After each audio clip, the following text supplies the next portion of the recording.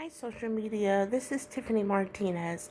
I wanted to share this short story that's inside of Rich Dad Poor Dad's Cash Flow Quadrant. It's just a very short story, so I'm just going to read it to you guys. If you ever read this book before, then you probably know the one that I'm referring to. But I'm just going to read it real quick, and if you like this video, please give it a thumbs up. Thank you.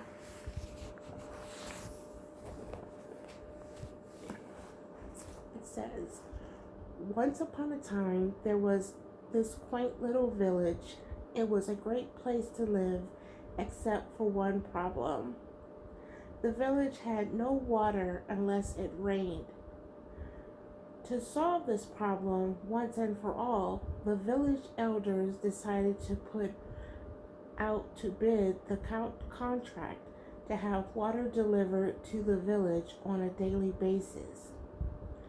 Two people volunteered to take on the task, and the elders awarded the contract to both of them. They felt that a little competition would keep prices low and ensure a backup supply of water. The first of the two people who won the contract, Ed, immediately ran out and bought two galvanized steel buckets and began running back and forth along the trail to the lake, which was a mile away. He immediately began making money as he labored morning to dusk, hauling water from the lake with his two buckets. He would empty them into the large concrete holding tank the village had built. Each morning he had to get up before the rest of the village awoke to make sure there was enough water for the village when it wanted it. It was hard work, but he was very happy to be making money and for one of the two exclusive contracts for his business. The second winning contractor, Bill, disappeared for a while.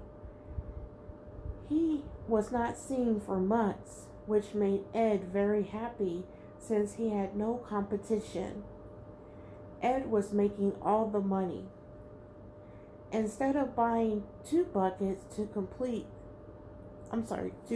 with Ed, Bill had written a business plan, created a corporation, found four investors, employed a president to do the work, and returned 6 months later with a construction crew. Within a year, his team had built a large volume stainless steel pipeline and connected the village to the lake.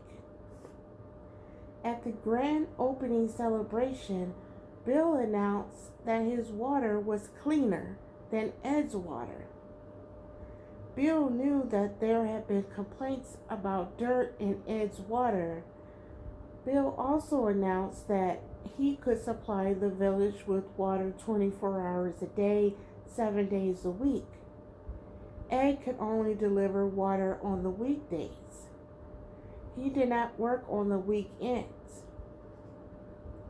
Then Bill announced that he would charge 75% less than Ed did for this higher quality and more reliable source of water.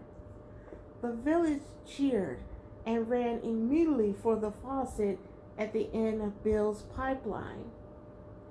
In order to compete, Ed immediately lowered his rates by 75%, bought two more buckets and covers for his buckets, and began hauling 4 buckets each trip.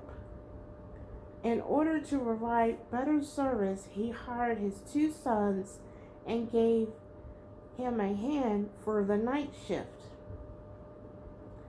on the weekends. When his boys went off to college, he said to them, Hurry back, because someday this business will belong to you. For some reason, after college, his two sons never returned. Eventually, Ed and his employees and the eventually Ed had employees and union problems. The union was demanding higher wages, better benefits, and wanted its members to only haul one bucket at a time. Bill, on the other hand, realized that its village, if this village needed water, then other villages must need water too. He rewrote his business plan and went off to sell his high-speed, high-volume, low-cost, and clean water delivery system to villages throughout the world. He only makes a penny per bucket of water delivered, but he delivers billions of buckets of water every day. Regardless if he works or not, billions of people consume billions of buckets of water, and all that money pours into his bank account.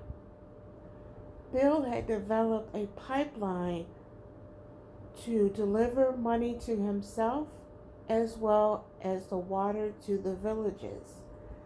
Bill lived happily ever after, and Ed worked hard for the rest of his life and had financial problems forever after. The end. The story about Bill and Ed has guided me for years. It has assisted me in my life decision making process. I often ask myself, am I building a pipeline or am I hauling buckets? Am I working hard or am I working smart?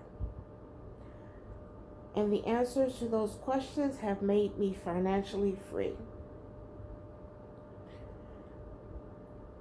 And that is what this book is about. It is about what it takes to become a B, which is a business owner, and an I, which is the investor. It is for people who are tired of hauling buckets and are ready to build pipelines for cash flow into their pockets, not out of their pockets. If you saw my post earlier today where it says, I'd rather have 1% of 100 people's efforts than to have 100% of my own.